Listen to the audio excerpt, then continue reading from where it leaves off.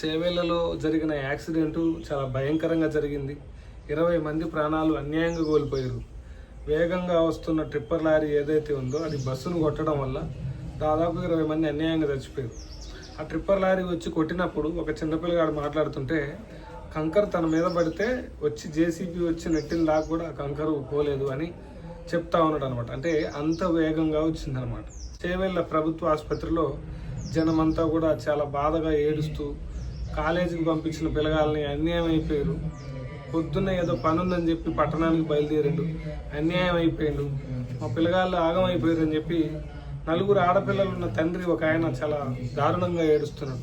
అమ్మాయి సార్ మేము అమ్మాయి సార్ నేను డాడీ సార్ అదే మొన్న పెద్ద కూతురు వివాహం ఎప్పుడు జరిగింది? మా అమ్మాయి సార్ మొన్న 17 తారీఖు సార్ 10 తారీఖు. అనుష, నందిని, సాయిప్రియ అని 3 ఆడపిల్లగాళ్ళని కోల్పోయిన ఆ తండ్రి చాలా బాధపడుతున్నాడు. పెద్ద పిల్ల పెళ్లి 17వ తారీఖు ఉంటే ఆ పెళ్లికి వచ్చి మళ్ళీ హైదరాబాద్ వచ్చిన తర్వాత ఇంటికి వద్దని చెప్తే మళ్ళీ రీసెంట్గా ఇంటికి వచ్చి తిరిగి వెళ్తున్న క్రమంలో ఈ పరిస్థితి అనేది వచ్చిందనమాట. అయితే దారుణం జరిగినప్పుడల్లా ఈరోజు జరిగిన చేవేళ్ల బస్సు సంఘటన కావచ్చు, అంతకుముందు జరిగిన బస్సు సంఘటన కావచ్చు, ఎప్పుడైనా సరే ఒక యాక్సిడెంట్ జరిగినప్పుడు మనం చాలా బాధపడతా ఉన్నాం. అందరం కూడా సానుభూతిని వ్యక్తపరుస్తున్నాం. ఇష్యూ అంతా కూడా మామూలుగా మర్చిపోవడం జరుగుతుందనమాట. అసలు ఎవరిని బ్లేమ్ చేయాలా, ఎందుకు బ్లేమ్ చేయాలా, సిస్టంలో ఎక్కడ పొరపాటు జరుగుతుంది అనేది మనం ఖచ్చితంగా ఇంట్రాస్పెక్ట్ చేసుకోవాలన్నమాట. ఇప్పుడు ఈ ఇన్సిడెంట్లోనే ఈ కొండా విశ్వేశ్వరరెడ్డి కావచ్చు, తర్వాత సబితా ఇంద్రారెడ్డి కావచ్చు, వాళ్ళు ఆ సంఘటన స్థలానికి వెళ్ళినప్పుడు స్థానికులు ఏమడుగుతా ఉన్నారంటే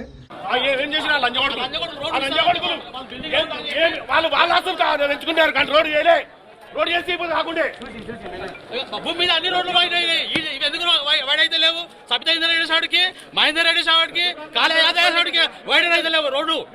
వాళ్ళ ప్రాపర్టీస్ ఉన్నందుకు క్లియర్ చేయడం వల్లనే ఇదంతా జరిగింది. మీ ప్రాపర్టీస్ ఈ రోడ్డు వెంబడి ఉండడం వల్లనే రోడ్డు ఎక్స్టెన్షన్ జరగలేదు.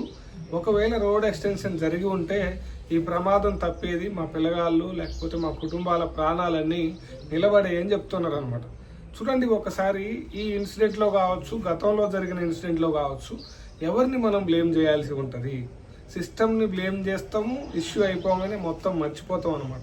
ఇట్లా కాకుండా అసలు ఒక రాజకీయ నాయకుడు, ఒక ఎమ్మెల్యే కావచ్చు, ఒక మినిస్టర్ కావచ్చు, ఒక ముఖ్యమంత్రి కావచ్చు, ఈ స్థాయి రాజకీయ నాయకులు ఒక సంవత్సరంలో కావచ్చు, 4 నెలల్లో అంటే క్వార్టర్లీ కావచ్చు, హాఫ్ ఇయర్లీ కావచ్చు, ఒక నియోజకవర్గంలో, ఒక జిల్లాలో, ఒక రాష్ట్రంలో ఏం ఆసుపత్రులు కట్టిరు, ఏ ఆసుపత్రులు కట్టడానికి ఎలాంటి ప్లాన్ రూపొందించరు, ఎలాంటి రోడ్లకి పర్మిషన్లు ఇచ్చిర్రు, తర్వాత ఎలాంటి రోడ్లు కంప్లీట్ చేసిర్రు, తర్వాత ఇంకా ఎలాంటి ఇన్ఫ్రాస్ట్రక్చర్ అనేది ప్రజా ఉపయోగానికి, పబ్లిక్ లైఫ్లో ఉపయోగపడడానికి వాళ్ళు సంతకాలు పెట్టిరు అని చెప్పేసి ఒక నివేదిక రావాలన్నమాట. అంటే చిన్నపిల్లలు స్కూల్కి వెళ్ళినప్పుడు ఈ సబ్జెక్టులో ఎన్ని మార్కులు వచ్చినాయి, ఆ సబ్జెక్టులో ఎన్ని మార్కులు వచ్చినాయి అని చెప్పేసి ప్రోగ్రెస్ రిపోర్ట్ ఉంటుంది కదా, ఆ స్థాయి రిపోర్ట్ ఉండాలన్నమాట. ఈ మాట మాట్లాడితే మనలో చాలామంది మనలో మనమే అంటే ఇష్యూ జరిగినప్పుడేమో చాలా బాధపడతాము.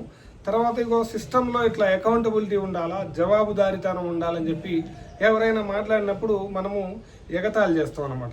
జరగాల్సింది అదే కదా. ప్రమాదం అనేది జరిగినప్పుడు ఆ ప్రమాదం మళ్ళీ జరగకూడదు అంటే ఆ ప్రమాదానికి అంటే ఆ వ్యవస్థలకు బాధ్యులైన వ్యక్తుల్ని కనుక మనం బాధ్యుల్ని చేస్తే సిస్టమ్ అనేది చాలా డెమోక్రటిక్గా అకౌంటబుల్గా ఉంటుంది అనమాట.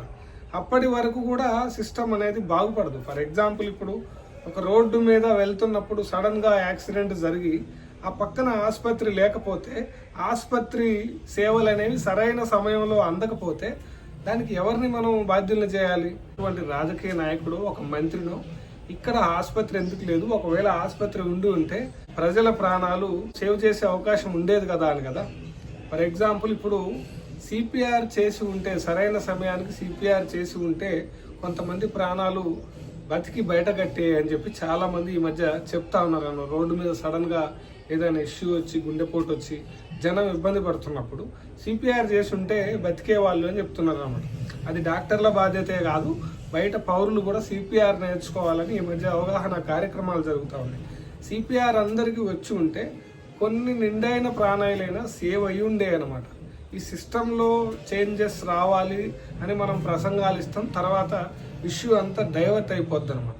అందుకే ఇష్యూ జరిగినప్పుడు సానుభూతితో పాటు నాను కన్నీళ్లు గార్చడంతో పాటు అసలు ఏం జరిగితే అంటే సిస్టంలో ఎలాంటి మార్పులు వస్తే ఈ ప్రమాదం జరగడం తర్వాత ప్రాణాలు కోల్పోవడం లాంటివి మళ్ళీ రిపీట్ కావో మనం ఆలోచించాల్సిన అవసరం మనందరికీ ఉందన్నమాట. అది చేవెళ్ళ కావచ్చు, తర్వాత ఇంకెక్కడైనా కావచ్చు. ప్రమాదం జరిగినప్పుడు ఖచ్చితంగా అందరం సానుభూతితో బాధపడాలి.